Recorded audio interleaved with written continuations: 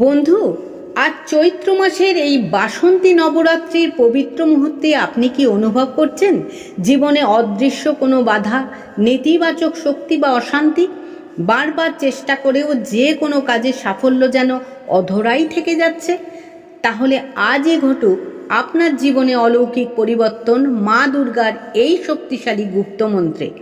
নমস্কার দর্শক বন্ধু, আজ বাসন্তী নবরাত্রির বিশেষ দিনে এমন একটি শক্তিশালী প্রভাব আছে যা আপনার জীবন থেকে সমস্ত নেগেটিভ এনার্জি দূর করে আপনার সাফল্যের পথ খুলে দিতে পারে মা দুর্গার এই গুপ্ত মন্ত্রটি শুধুমাত্র 9 দিন ধরে মাত্র 21 বার শ্রবণেই আপনার চারপাশে অশুভ শক্তি ধীরে ধীরে নষ্ট হতে শুরু করবে। যে নেতিবাচক শক্তিগুলি আপনাকে বারবার ব্যর্থতার মুখে ঠেলে দিচ্ছে, সাফল্য হাতের নাগালে এসেও হারিয়ে যাচ্ছে, আপনার মনকে ভারাক্রান্ত করে তুলছে, তা মুহূর্তেই দূর হবে। এই মন্ত্রের শক্তি এমন যে বহু মানুষ এর মাধ্যমে জীবনে অপ্রত্যাশিত পরিবর্তন অনুভব করেছেন। তাদের জীবনে ঘটেছে বাধাহীন অগ্রগতি বা সাফল্য।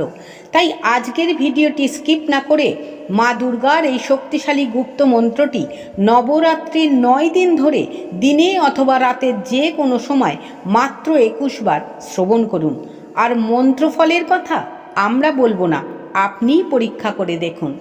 তাহলে আসুন বন্ধু, আমরা এবার শ্রবণ করি মা দুর্গার সেই শক্তিশালী গুপ্ত মন্ত্রটি।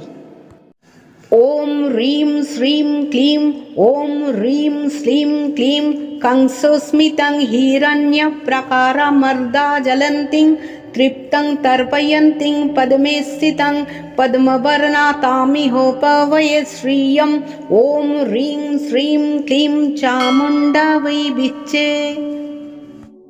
ॐ ह्रीं श्रीं क्लीं ॐ ह्रीं श्रीं क्लीं कंसोस्मितं हिरण्यप्रकारमर्दा ज्वलन्तीं तृप्तं तर्पयन्तीं पद्मे स्थितं पद्मवर्णातामिहोपवये श्रियं ॐ ह्रीं श्रीं क्लीं चामुण्डा वै विच्चे। ॐ ह्रीं श्रीं क्लीं ॐ ह्रीं श्रीं क्लीं कंसोस्मितं हिरण्यप्रकारमर्दा ज्वलन्तीं तृप्तं तर्पयन्तीं पद्मे स्थितं पद्मवर्णातामिहोपवये श्रियं ॐ ह्रीं श्रीं क्लीं चामुण्डा वै विच्चे। ॐ ह्रीं श्रीं क्लीं ॐ ह्रीं श्रीं क्लीं कंसोस्मितं हिरण्यप्रकारमर्दा ज्वलन्तीं तृप्तं तर्पयन्तीं पद्मे स्थितं पद्मवर्णातामिहोपवये श्रियं ॐ ह्रीं श्रीं क्लीं चामुण्डा वै विच्चे। ॐ ह्रीं श्रीं क्लीं ॐ ह्रीं श्रीं क्लीं कंसोस्मितं हिरण्यप्रकारमर्दा ज्वलन्तीं तृप्तं तर्पयन्तीं पद्मे स्थितं पद्मवर्णातामिहोपवये श्रियं ॐ ह्रीं श्रीं क्लीं चामुण्डा वै विच्चे। ॐ ह्रीं श्रीं क्लीं ॐ ह्रीं श्रीं क्लीं कंसोस्मितं हिरण्यप्रकारमर्दा ज्वलन्तीं तृप्तं तर्पयन्तीं पद्मे स्थितं पद्मवर्णातामिहोपवये श्रियं ॐ ह्रीं श्रीं क्लीं चामुण्डा वै विच्चे। ॐ ह्रीं श्रीं क्लीं ॐ ह्रीं श्रीं क्लीं कंसोस्मितं हिरण्यप्रकारमर्दा ज्वलन्तीं तृप्तं तर्पयन्तीं पद्मे स्थितं पद्मवर्णातामिहोपवये श्रियं ॐ ह्रीं श्रीं क्लीं चामुण्डा वै विच्चे। ॐ ह्रीं श्रीं क्लीं ॐ ह्रीं श्रीं क्लीं कंसोस्मितं हिरण्यप्रकारमर्दा ज्वलन्तीं तृप्तं तर्पयन्तीं पद्मे स्थितं पद्मवर्णातामिहोपवये श्रियं ॐ ह्रीं श्रीं क्लीं चामुण्डा वै विच्चे। ॐ ह्रीं श्रीं क्लीं ॐ ह्रीं श्रीं क्लीं कंसोऽस्मितं हिरण्यप्रकारमर्दा ज्वलन्तीं तृप्तं तर्पयन्तीं पद्मे स्थितं पद्मवर्णातामिहोपवये श्रियं ॐ ह्रीं श्रीं क्लीं चामुण्डा वै विच्चे।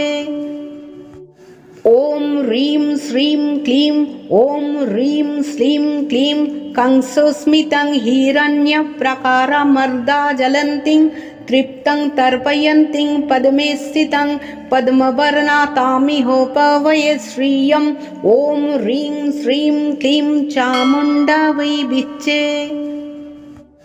ॐ ह्रीं श्रीं क्लीं ॐ ह्रीं श्रीं क्लीं कंसोऽस्मितं हिरण्यप्रकारमर्दा ज्वलन्तीं तृप्तं तर्पयन्तीं पद्मे स्थितं पद्मवर्णातामिहोपवये श्रियं ॐ ह्रीं श्रीं क्लीं चामुण्डा वै विच्चे।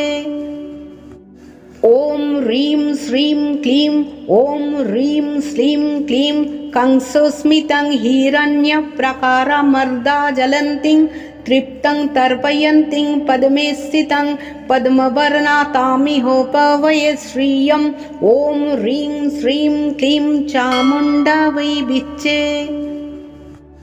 ॐ ह्रीं श्रीं क्लीं ॐ ह्रीं श्रीं क्लीं कंसोऽस्मितं हिरण्यप्रकारमर्दा ज्वलन्तीं तृप्तं तर्पयन्तीं पद्मे स्थितं पद्मवर्णातामिहोपवये श्रियं ॐ ह्रीं श्रीं क्लीं चामुण्डा वै विच्चे।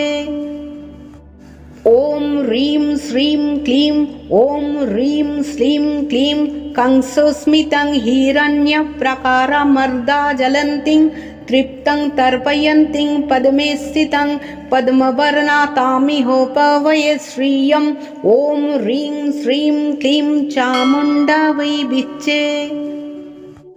ॐ ह्रीं श्रीं क्लीं ॐ ह्रीं श्रीं क्लीं कंसोऽस्मितं हिरण्यप्रकारमर्दा ज्वलन्तीं तृप्तं तर्पयन्तीं पद्मे स्थितं पद्मवर्णातामिहोपवये श्रियं ॐ ह्रीं श्रीं क्लीं चामुण्डा वै विच्चे।